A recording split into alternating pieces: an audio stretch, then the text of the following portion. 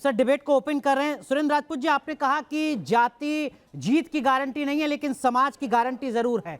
Sir सवाल यही कि आप तो 75 साल में 45 साल लगभग सत्ता में रहे, अगर समाज की गारंटी थी तो अब तक चुप्पी क्यों? आखिरी जातिगत जनगणना तो 1931 में हुई थी और 2011 के आंकड़े आपने जारी नहीं किए।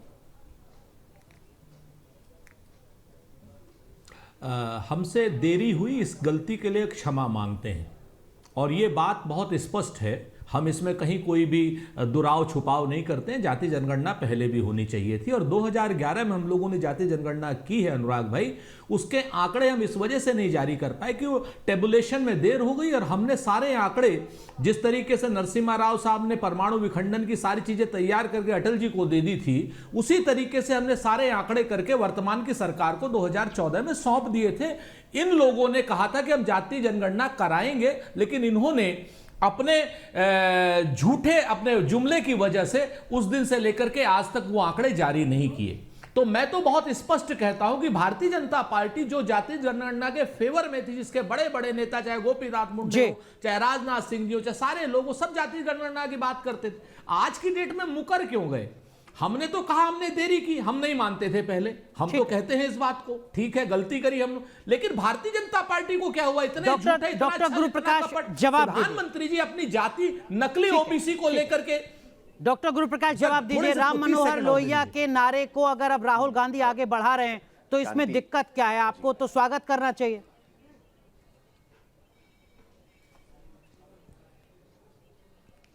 नहीं, मुझे तो लगता है कि अच्छा किया आपने राम मनोहर लोहिया जी का नाम लिया। उन्होंने तो गैर कांग्रेस की राजनीति की नींव रखी इस देश में।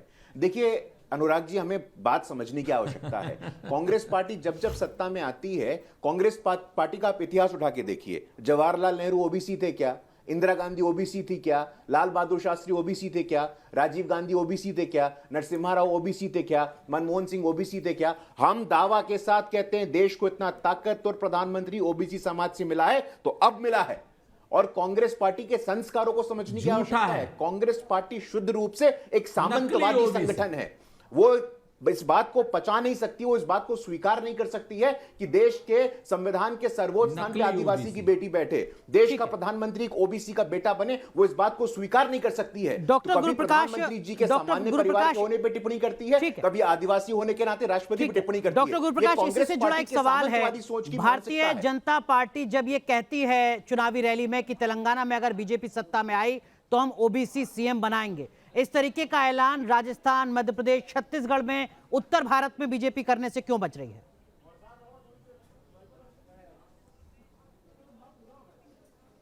नहीं, मध्य प्रदेश का तो इतिहास देखिए अनुराग जी आप। मध्य प्रदेश में कांग्रेस पार्टी ने कितने ओबीसी मुख्यमंत्री बनाए? हमें जब मौका मिला, बाबूलाल गौर जी हो ओबीसी समाज से आते हैं, उमा भारती जी हो ओबीसी समाज से आते हैं, पिछले 18 साल से सेवा कर रहे मध्य प्रदेश के शिवराज सिंह चौहान जी ओबीसी समाज से आते हैं। मतलब अगर अब भी बीजेपी आती है तो ओबीसी सीएम होगा मध्य प्रदेश में। के दांत दिखाने के और खाने के और, इनको ओबीसी का सिर्फ वोट चाहिए। ठीक है, सुरेंद्र राजपूत आप कुछ कहना चाह रहे हैं, कहिए अपनी बात, फिर मैं नहीं, देखिए वो तो बाद में तय होगा अनुराग जी, अभी इस पर टिप्पणी करने का कोई पॉइंट नहीं है। मैं दो चीजें आदरणीय गुरु प्रकाश जी से पूछना चाहता हूं कि आपकी सत्ता उत्तर प्रदेश में है, आपकी सत्ता जो है उत्तरांचल में है, आपकी सत्ता असम में है।